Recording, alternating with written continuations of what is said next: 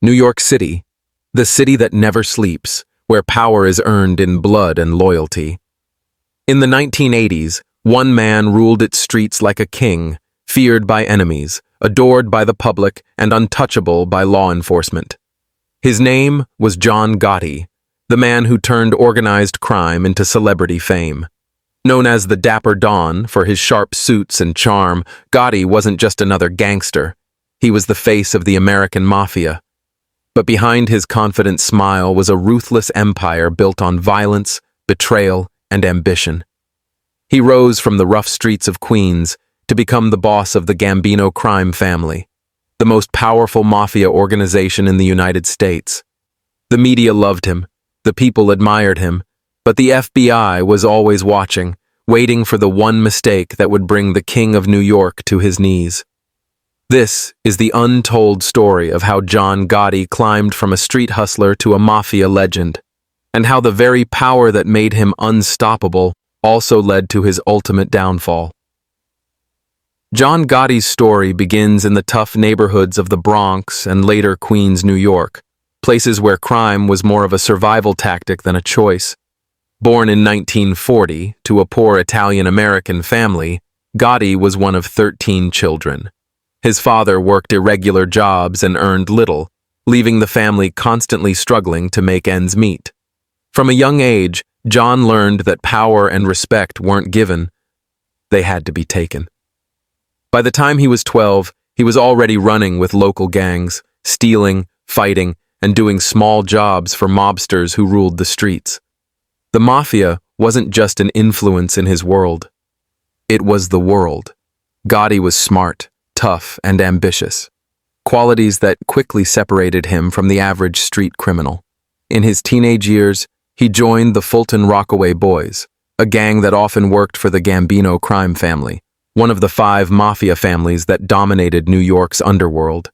These boys weren't just delinquents, they were apprentices in a deadly business.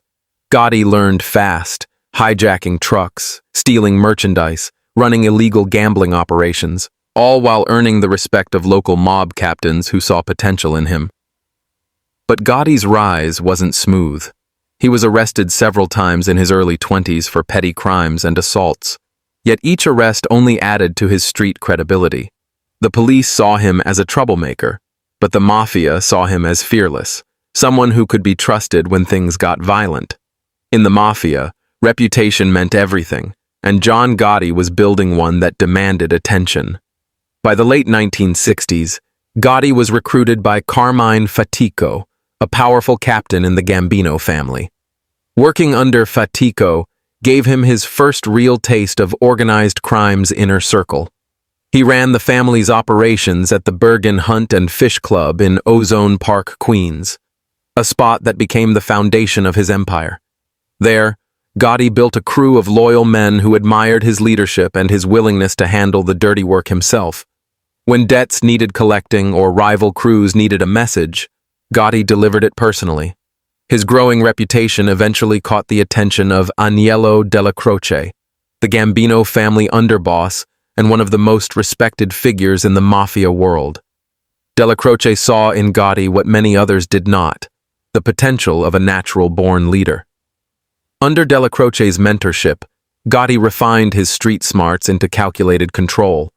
He learned the code of omerta, silence, loyalty, and respect, while also seeing how ambition could reshape a family's power. However, the 1970s brought both opportunity and tragedy.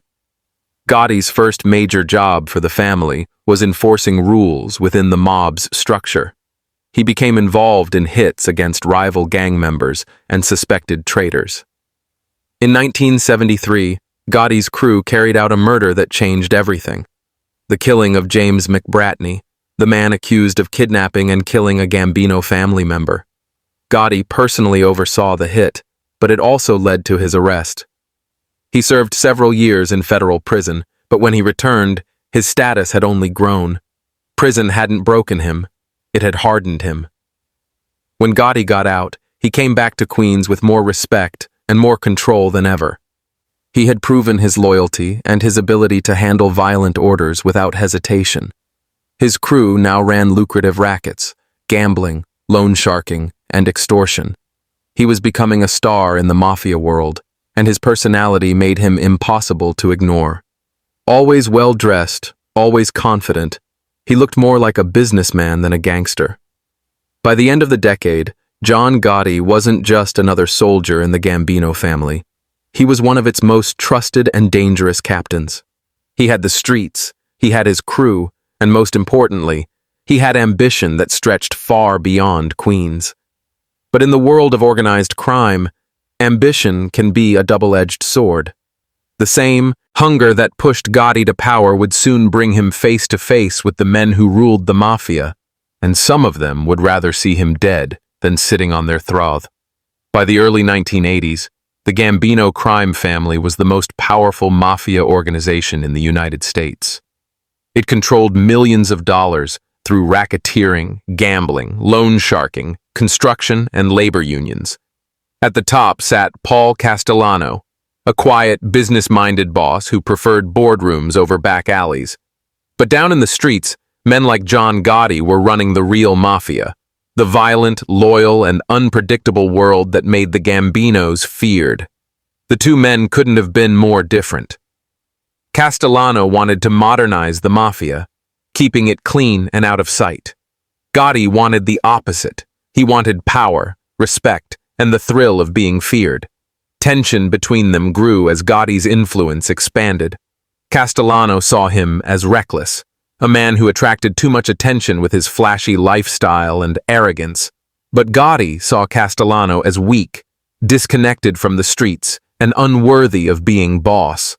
That conflict reached a boiling point in 1984 when one of Gotti's close associates was caught in a major drug trafficking case. Castellano had strict rules against drugs and ordered anyone involved to be killed. Gotti knew what that meant. His crew was marked for death. Gotti wasn't the kind of man to wait for a bullet. He began secretly meeting with other high-ranking members of the Gambino family who shared his frustration. They believed Castellano had lost touch with the Mafia's traditions, focusing more on money than on loyalty. Gotti, with his charisma and street loyalty, became their rallying point.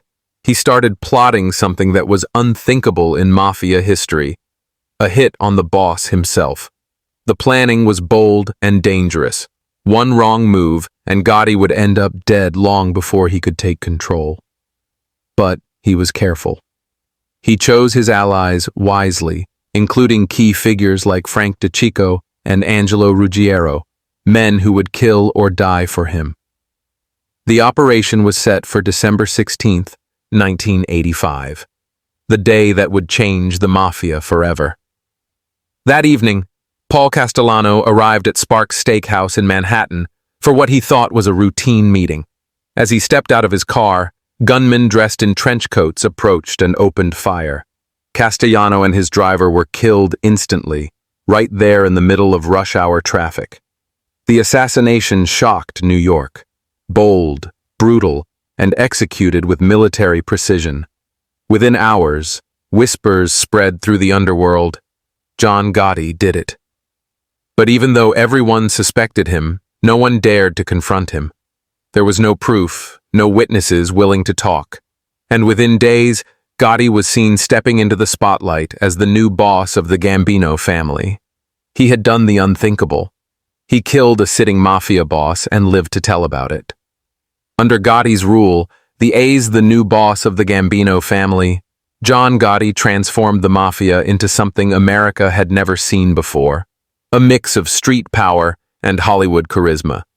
He wasn't just feared, he was famous. Always dressed in $1,000 suits, diamond pinky rings, and slicked back hair, he looked more like a movie star than a mobster. The media couldn't get enough of him.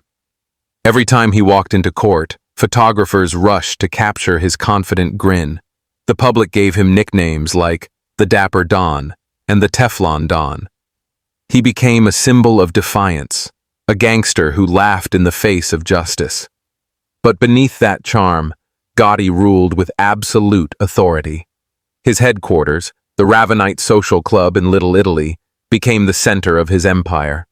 From that small, unassuming building, He controlled an organization that made hundreds of millions of dollars through gambling, construction rackets, and extortion.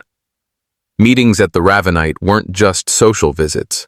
They were strategy sessions, where loyalty was tested and orders were given.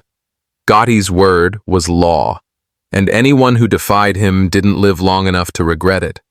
He ran the family like a king, demanding respect, rewarding loyalty, and punishing betrayal with brutal precision. Even his underboss, Salvatore Sammy the Bull Gravano, feared him. Gotti expected complete obedience, but he also had a magnetic personality that drew people in. His lieutenants admired him for his courage, his sharp instincts, and his ability to read people. He could be charming one moment and terrifying the next. That unpredictability made him both respected and feared within the Mafia world. Law enforcement, however, was watching every move he made. The FBI had long targeted the Gambinos, but under Gotti, the challenge became personal. They bugged the Ravenite club, tapped phones, and sent undercover agents to infiltrate his network. But Gotti seemed untouchable. Each time the government brought him to court, the verdict was the same: not guilty. Witnesses disappeared, jurors were bribed, and prosecutors were humiliated. It was as if the law couldn't touch him, no matter what they did. Every acquittal made Gotti more powerful and more arrogant. He began treating court victories like red carpet events, flashing smiles to reporters and waving to fans. Crowds outside the courthouse cheered for him like he was a celebrity, not a criminal. He represented the fantasy of rebellion, a man who stood up to the system and won. But inside the FBI, those smiles only fueled a deeper determination. The Bureau wanted him gone, permanently. What Gotti didn't realize was that his own success was sowing the seeds of destruction. His high profile made the Mafia visible again at a time when other families were trying to stay quiet. The constant media attention drew unwanted scrutiny, forcing law enforcement to double their efforts. Worse yet, his arrogance began alienating his closest allies. Some in the Mafia thought he'd lost touch with the code of silence, that he cared more about fame than family. Meanwhile, Sammy Gravano, the man who had stood by Gotti through every battle, began to see cracks in the king's armor. Gotti's temper, his ego, and his public lifestyle were putting everyone in danger. FBI surveillance was getting tighter, and the walls were closing in. What started as admiration slowly turned into resentment. And in the Mafia, resentment is the first step toward betrayal.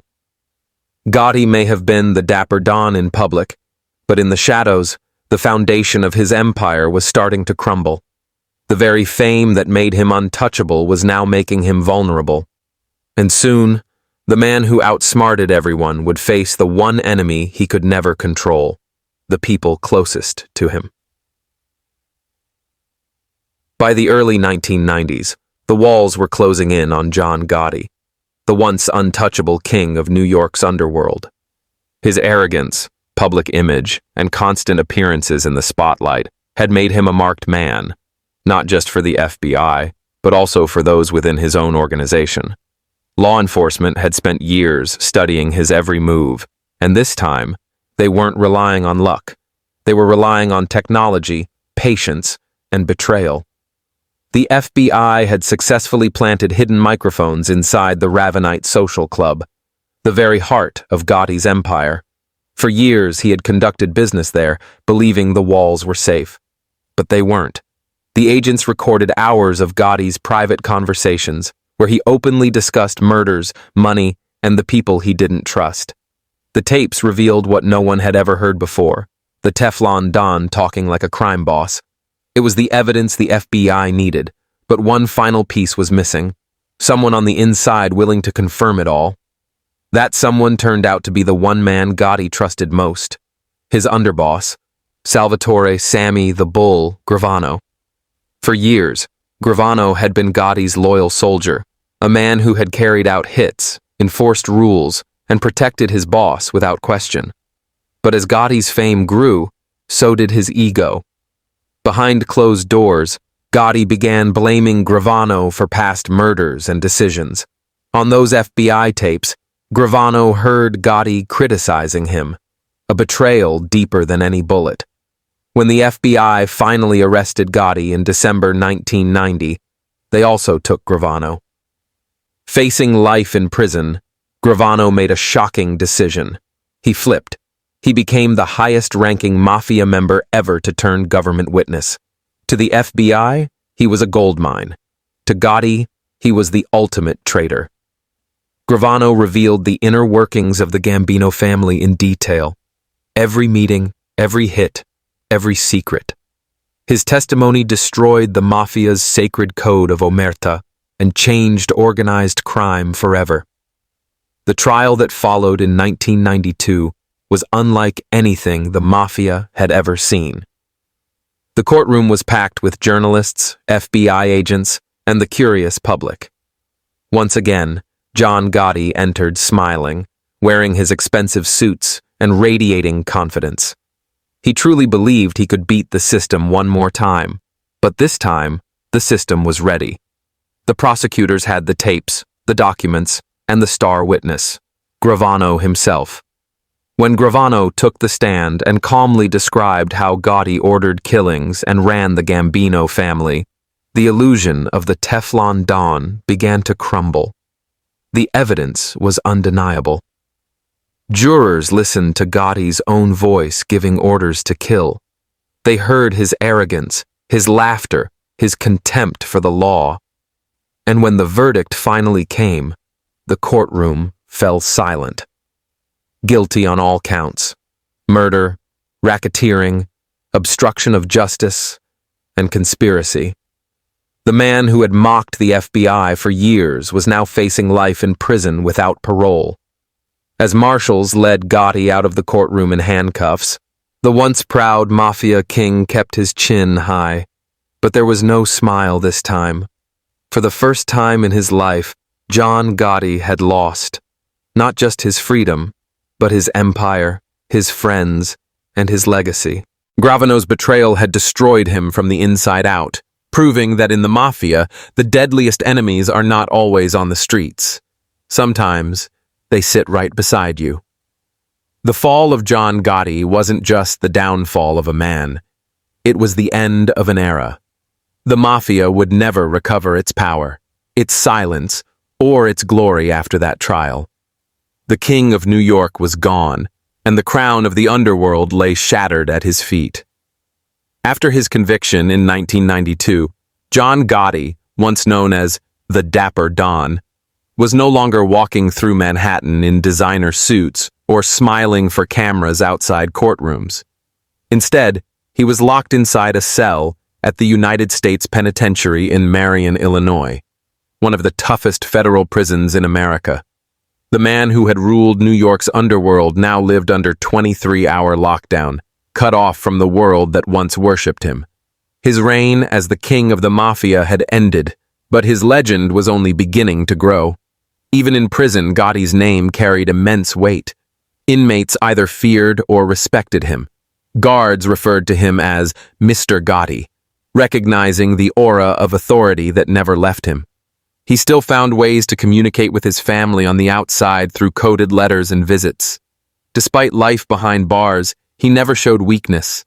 He maintained the same confidence, the same sharp tongue, and the same belief that he was destined to lead, even if his empire now existed only in memory. Meanwhile, the outside world had changed. The FBI's victory over Gotti became a symbol of the government's power to dismantle organized crime. The Mafia, once untouchable, was now in pieces. Dozens of mobsters across all 5 New York families were arrested, many flipping to save themselves, inspired by Sammy Gravano's betrayal. The code of silence, omerta, was dead. The media that had once adored Gotti now turned him into a cautionary tale. A man who rose too fast, lived too loud, and paid the ultimate price. Yet for many, Gotti remained a hero. In Italian-American neighborhoods like Howard Beach and Ozone Park, people still spoke of him with admiration. They remembered the man who handed out cash to struggling families at Christmas, who stood up to corrupt politicians, and who brought a sense of pride to the streets. Murals of his face appeared on walls. Documentaries and movies immortalized his story. To his supporters, he was a modern-day Robin Hood of the Mafia, someone who broke the rules but never forgot where he came from. Behind bars, though, time was catching up to him. Years of isolation, stress, and illness began to take their toll.